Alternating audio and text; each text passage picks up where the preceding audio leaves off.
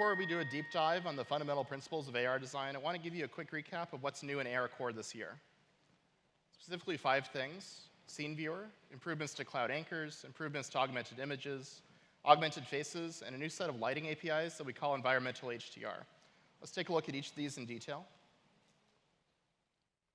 Scene viewer is a 3D AR immersive viewer that lets you run that runs natively on Android and allows users to seamlessly put any 3D content that they might encounter on a website into their world.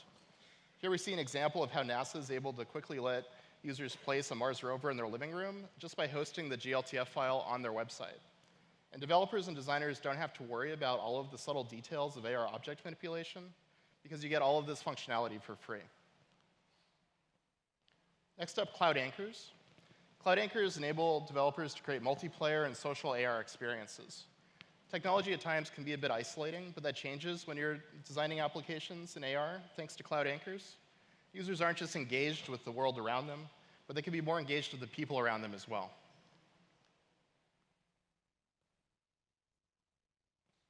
This year, we're also adding a number of improvements to augmented images in ARCore. And these can be used in a wide range of different use cases, things like retail and educational experiences. Here we see a user that's learning about features of an espresso machine. And this is sort of a small-scale use of it, but it can also be very large-scale, and it can scale all the way up to large venues. At I/O this year, we've actually placed 50 signposts throughout the campus at various different locations, and these help users with wayfinding. So if you're not at I/O and you're watching on video, here's how this works. You can look at one of these markers, these augmented images, and then we get an AR layer that's superimposed on top of the conference. You can just find all the different venues or sandboxes that you're trying to navigate or wayfind to. Of course, the front camera can be just as important, if not more important, than the back camera on devices. So this year, ARCore is also adding support for augmented faces. ARCore provides a 468-point 3D mesh that tracks head movements and changing facial expressions.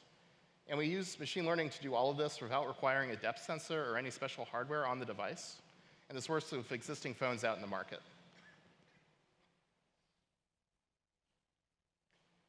The ARCore teams also leverage machine learning to make really dramatic improvements in our light estimation API, which we call environmental HDR.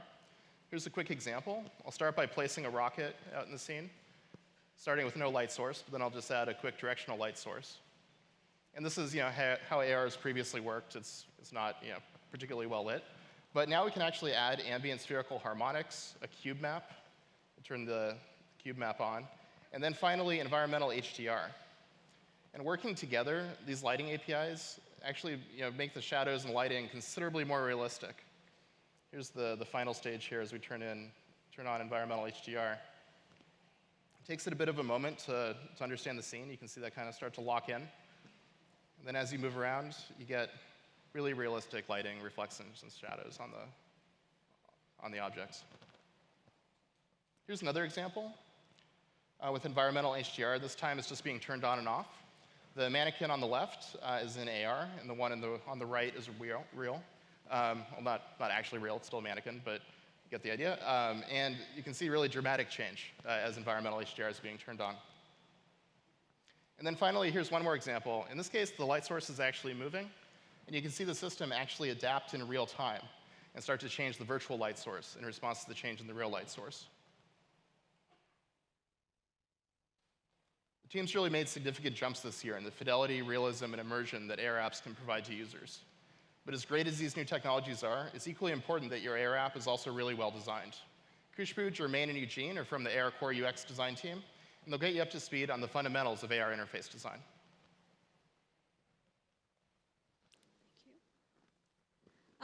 Thank you, Alex. Hi, everyone. I'm Khushboo, UX researcher on ARCore. I'm here to share some insights about AR design. And we can group AR design fundamentals in 4 rough categories: environment, user, AR content, and interface.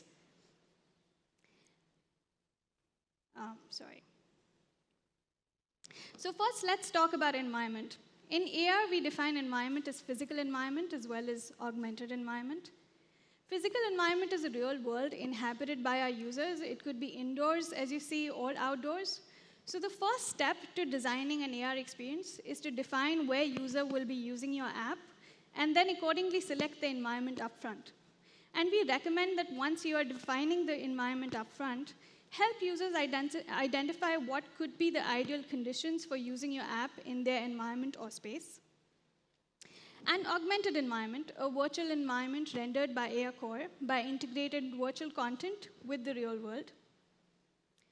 In order to create an augmented environment, ARCore is continuously improving its understanding of the real world and providing you with surfaces where you can land your assets or build your experience further. While you're creating an AR experience, you can leverage ARCore's capability to build surfaces over time to your advantage.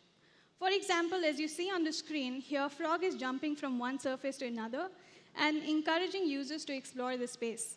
And here, while the user would move around, you can slowly build the experience going forward. Well, the journey of understanding the real world comes with its own set of challenges. For instance, as you see on the screen, when the environment gets too dark, ARCore can detect such situations and provide feedback. And today, ARCore can detect insufficient features, too dark or low-lit sort of environments, and excessive control. You can now use these capabilities to understand users' context and prompt them with contextual guidance and avoid any kind of friction. Now, after you've selected the type of environment, your second step would be to define the experience size. An experience size could be a table scale, as you see on the screen, room scale, or world scale. When we design for table scale, it allows users to engage in AR on the smallest of surfaces. And a tabletop experience would influence how you design the scale of your assets and the potential play space. Whereas with room scale, it basically expands the potential for delight and magic. So you can leverage multiple surfaces, create larger-than-life assets for users to explore and immerse in the experience. With world scale, we have no screen size limits. You can leverage procedurally generated content and build your experiences with time. However, public spaces, you might encounter some unique challenges, ranging from a difficulty in tracking and occlusion, depending on the number of objects and people present in the scene. So from the private space of a room to the vast openness of a real-world environment, consider where users may be using your app, and anticipate and communicate any kind of potential challenges that might hinder their physical capabilities or movement in the scene. And pick spaces that are most conducive for the task at hand. Users. What's an experience without our users, right? And they are the most excited and ready to be delighted lot. Well, with AR, we have transitioned from the 3 to 6 inch screen that used to be in our mobile phones to a screen size which has no limits today. And this creates a completely new and exciting paradigm for users to experience. However, several years of our smartphone use and the field of view limited to that small screen has led to some behaviors and habits that can influence users' behavior in an immersive experience. So I'm going to be talking about these behaviors and specifically touch upon perception, movement, and comfort as 3 aspects. So now let's talk about perception and how users' perception can be defined by a screen. While using smartphone applications, user attention is focused on the flat screen of the 2D screen that you see. Whereas in an AR app, an immersive environment to the user, the screen size is limitless, and that can be defined as scene. And how could scene influence user behavior and perception? Let's figure it out. When users are experiencing an AR environment, their attention is now being pulled from what you used to be the screen to the scene, and creating some sort of immersion. And immersion is great. That's what we are looking for, right? Users are truly engaged with your app, and it's good to go. But there are some kind of design challenges that we've come across. We've found that users can completely forget about their surroundings. So they'll be so immersed in the scene that whatever that's around them, they'll forget about it. And immersion can limit users' peripheral vision and what we call as cognitive tunneling. The best way to understand would be that they have blinders on. And these blinders aren't just to do with just the surrounding environment. Whereas, while users are immersed and engaged in the experience, Don't be surprised if they completely forget about the UI that you have on the screen. And we recommend you to reduce the number of UI elements that you have on the screen and try and introduce them in the scene itself. And wherever we are building any kind of flows where the user is allowed to move back and forth from a screen to scene, try and make it either less frequent or try to avoid that completely. Now here I have an interesting concept, but before I introduce that to you, could you tell me what's happening on the screen right now? Anyone? Anyone?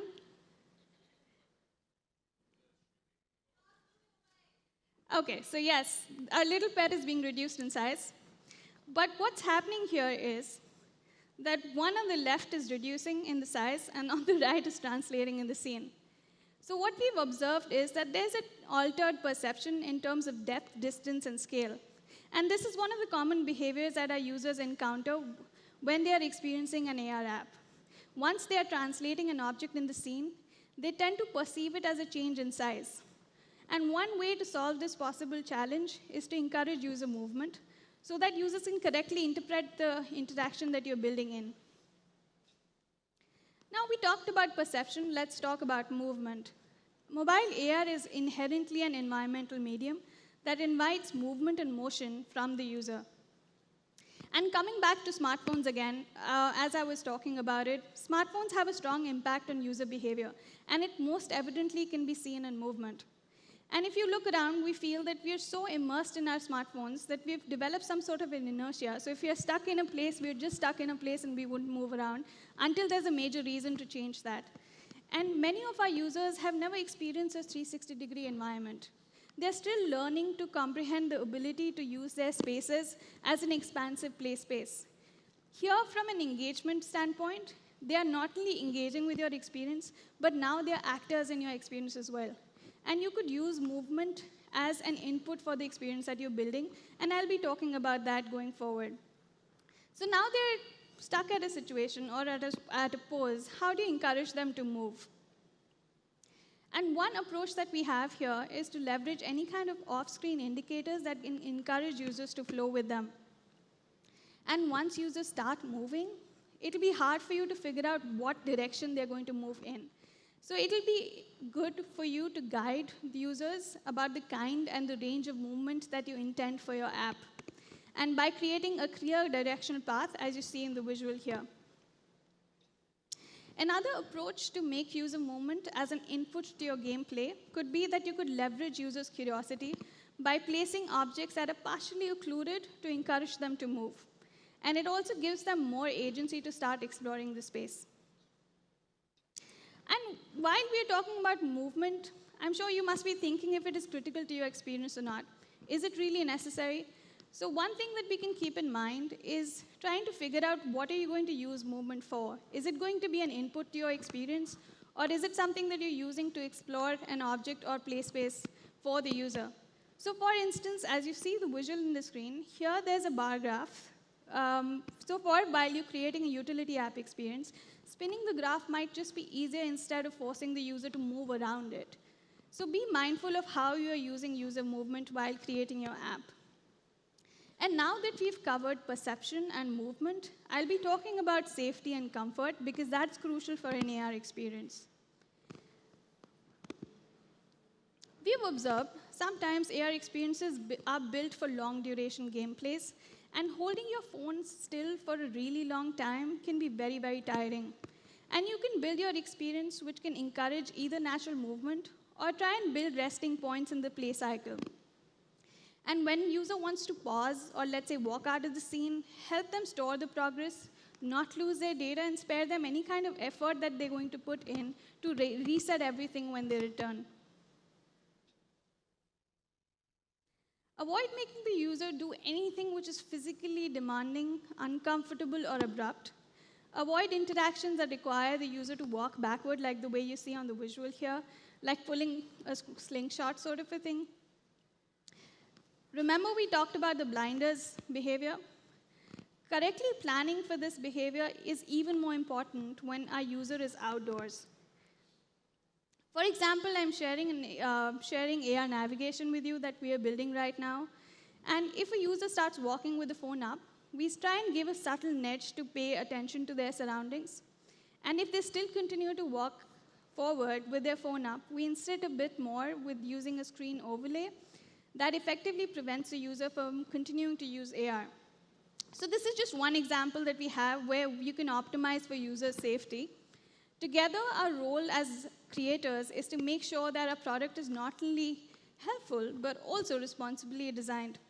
And now that we have understood the fundamental concepts of environment and user, Germain will be talking about how to utilize some of these concepts and build AR content in your experience. Thank you, Khushboo. Yeah, hi everyone. My name is Germain. I'm a UX designer on the ARCore team, and I'm going to walk you through the next big step in your journey of developing an AR app, which is the AR content. So basically, for the next 10 minutes, I'm going to talk about how to display our content and how to interact with it. So the first question you should ask yourself before thinking about adding content to the user environment is how would this content fit in their surroundings? Basically, how to make this object look real. And when I'm talking about real or realism, it's not much about having a realistic object in the scene, but more about ensuring the presence of any kind of object in the environment. The goal here is basically to maintain the user's suspension of disbelief by making sure that your augmented content is present and credible. This is really important so the user can be immersed in your experience and believe in the story you're trying to tell them. In order to achieve this presence, there are multiple levers you can play with, and I'm going to walk you through 3 major ones. The first one is actually happening during the creation of the asset itself. Because today, AR mostly means smartphone AR, it comes inherently with certain constraints, specifically when it comes to graphic. So you need to find creative solutions to achieve the aesthetics you're targeting. A very cost-efficient way of improving definition and level of detail of a model is to use a multi-layer texture model, such as PBR, physically based rendering model. Supported by most AR development tools, this is the cheapest solution to achieve an advanced degree of detail for your objects, and it works perfectly fine in AR. For example, as you can see on the screen, by adding a normal maps to the object, I'm adding a lot of detail and a lot of wrinkles to the asset without adding any additional geometry. The second element you want to pay attention while designing your experience is the lighting. As Alex mentioned previously, ARCore is now coming with a new set of APIs that will help you to create dynamic lighting and shadowing. AR contents would then react accurately to the real-world changement of lighting. This is a very crucial factor to ensure realism, as a wrong lighting would instantly break the immersion. And if you want to go beyond with dynamic lighting, you can also imagine using lighting as a trigger behavior or condition for your gameplay. As you can see here, not only the asset is reacting to the changement of lighting, but it's also adding a new content based on the fact that the lighting is changing. And finally, another element that you can play with to increase the credibility of your experience is to imitate real-life physics and apply this to your virtual object. This will not only bring a lot of realism, but can also create some fun scene and delightful situation, such as the one here, where basically an object is moving from one object to another without any user input. So now that we have defined how your object will look like in AR, it is important to think about how they would behave, and more specifically, how would the user interact with the assets. For the past couple of months, we've been conducting a lot of research to define our object manipulation model, and we're really happy to share it with you today. We basically found 10 attributes that we feel can contribute to create a good object manipulation model for AR. The first attribute is to always have a selection state. Regardless of the number of elements you have in the scene, it is important that the user can precisely select one of them before applying any transformation to it. Also, it is important to visually communicate that the object is selected. We call that selected state. So as you can see here, we're using a ring that not only show that the object is selected, but also show the surface it is currently placed on. There is many different ways of showing that an object is selected. Feel free to create your own that would fit best with your aesthetic. The second attribute is for user movement. So one of the first things every user would do when trying an AR experience is to move the object around. That's why we decided on creating a very simple interaction, a one-finger touch and drag. It is a very common gesture, and people are really used to it from 2D apps. If the user is trying to move an object further away, they can also maintain the touch on the object and move physically with their phone in the space. It is also crucial to make sure that the user can select the object and move it in one single touch. This would avoid a lot of friction. While moving an object from one surface to another, be sure to maintain height of the object so it always stays under the finger of the user. Also, it can be a good idea to highlight the destination point of the object on the next surface to help the user precisely place it. When a user is moving an object in distance, it is important to increase the size of the invisible touch area or hitbox in regards to its distance from the screen. Otherwise, the user won't be able to bring back an asset that they've pushed away without having to physically move towards it. And for the exact same reason, you want to make sure that you have a minimum and maximum placement distance, ensuring that the user can always interact with the assets without having to walk and look for them. When it comes to rotating an object, there are basically two methods that we recommend. We found that most users would first try a two-finger twist on the screen to rotate the object. This is like the most commonly used interaction in 2D apps. However, one-finger rotation feels more natural in AR, since the swipe gesture maps to the axis of rotation of the object. So we basically recommend to implement both methods to support both discoverability and also more natural interaction. The next attribute is about scaling. So this would work exactly like what you would expect in any other 2D app, performing a pinch to change the size of the object. Since two fingers are also used for rotation, adding a slight threshold can be helpful to disambiguate between the two interactions. And because we are in AR, it is crucial for your object to have a minimum and maximum size. So this will ensure that the user don't make objects so small or so large that they can no longer interact with them. You can communicate that the user reached the boundaries by adding a small bounce effect, as you can see on the screen. The next attribute is about elevating an object. After a lot of research, we discovered that the most affordable way of elevating an object is to perform a two-finger vertical swipe on the screen, up and down. Also, I want to bring your attention to the fact that it is important to visually connect the assets to the surface that it's placed on. This will help the user understand both which object is selected and what effect they are having on this object. And the final attribute that I'm going to talk about today is about negative elevation. In few words, do not let objects sink into the surface they are placed on. Not only would it break the rule of physics and instantly breaking the immersion, but also it can, on a more practical level, lead to a situation where the user might lose assets by bringing them below the ground level. So basically, to sum up, we've put a lot of research and refinement in creating our AR object manipulation model, and we hope that our findings can really benefit to all of you. And because we know that a good demo is always better than words, we've created an open source demo as part of the ARCore SDK that you can download today, and that implement all these attributes for you. You can download the SDK today and quickly add object manipulation into your project. So now I'm going to give the stage to Eugene, who's going to continue walking you through the journey of developing an AR app and talking about UI components. Perfect. Thanks, Germain. Hi, everyone. I'm Eugene. I'm also an interaction designer on the ARCore UX team.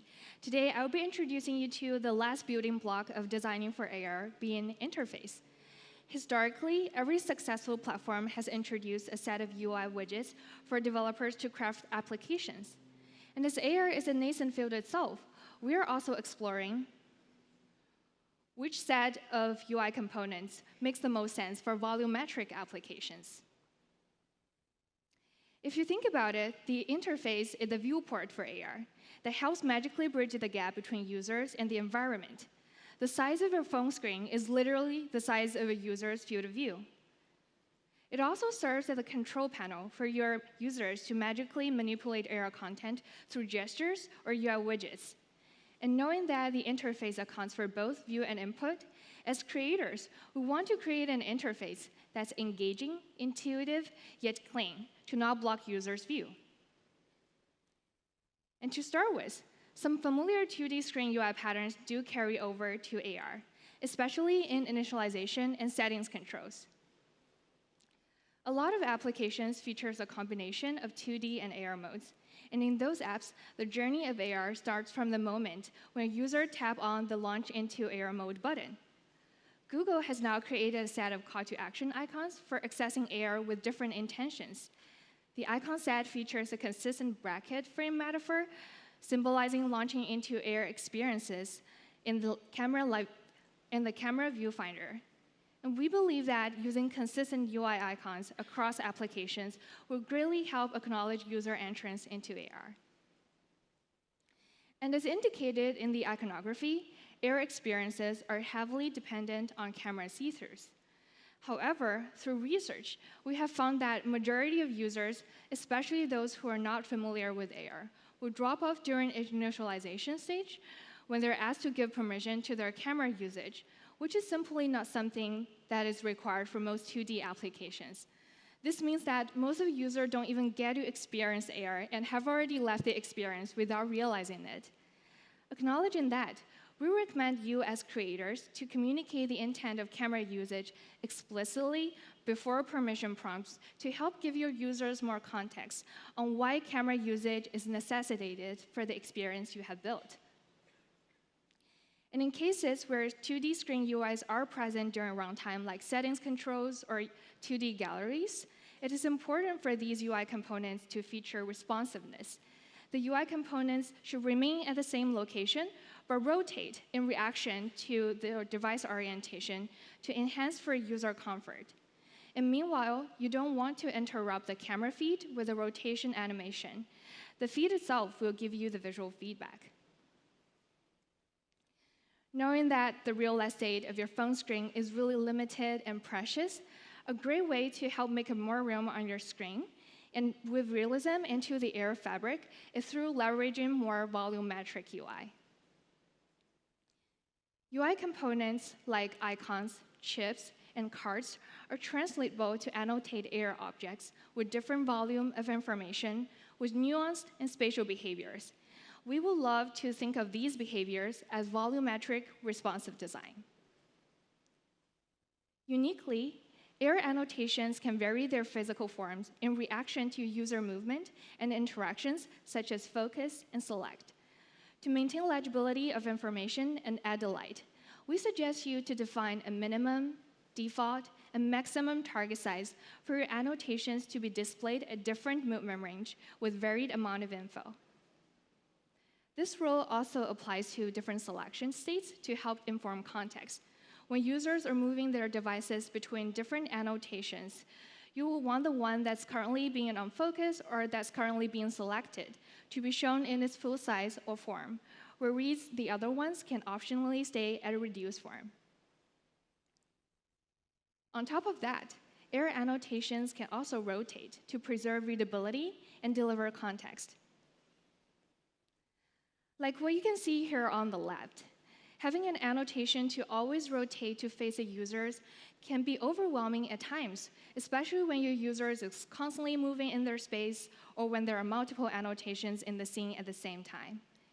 Knowing that, we suggest to have annotations remain static and only rotate when it is on focus so that we can maintain readability of these annotations and inform context when necessary. Another thing to note is that when you're designing for these rotation behaviors, we suggest you to be mindful of the spatial relationship between the annotations and other virtual objects to avoid collision. Similar to the responsiveness of text, objects can also adapt the size to environment. You can use a hologram to offer a preview for users to understand the volume and scale of the object. This greatly helps set their expectation before placing or anchoring an object firmly at a location. And this will help to set your scenes with a lot more success. And in cases where a virtual object does appear to intersect with a real-world entity, like a wall in a room, you also want to communicate visually how much space is needed for a proper placement so that you can prompt your user to move and re-anchor the object. Another way to look at the responsiveness of object is the adjustment of elevation. Physical environments are not always perfectly designed for AR experiences.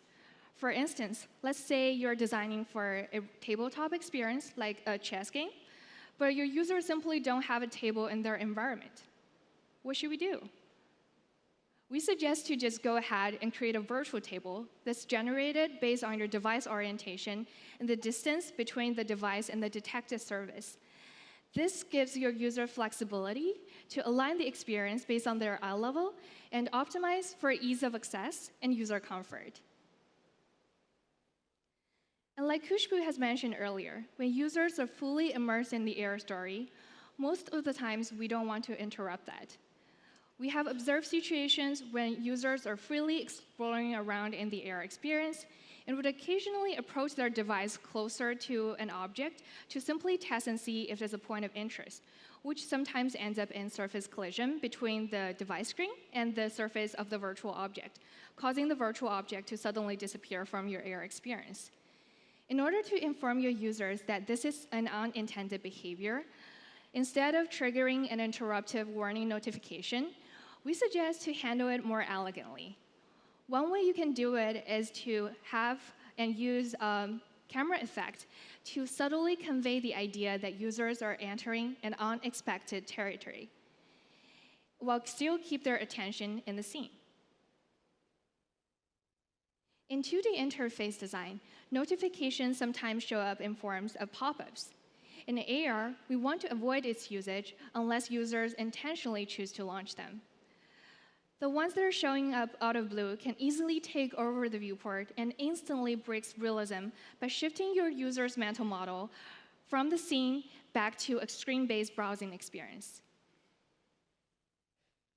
Now that we have talked a lot about design basics for building quality AR, we're also super excited to introduce you to a set of tools that are available over ARCore platform to help you as creators to embark on a journey of AR production. We're constantly launching updates for ARCore with a set of SDKs that you can simply grab off the rack and hopefully expedite your project development. In a recent release, we have shared a couple of demo scenes with image tracking and all above-mentioned behaviors of object manipulation that you can use and customize. You can also download the ARCore Elements app from Play Store, where you can find and play with all the UI components that we have shared today. And if you're into reading, we also have a textual documentation of all of our learnings packed into an augmented reality design guidelines that's available online. Feel free to check out these resources and keep them by your side when you're working on your AR projects.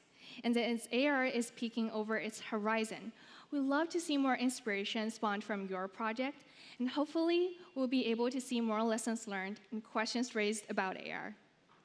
Thank you for joining us today in person or on live stream. Hope you enjoy your time at I/O.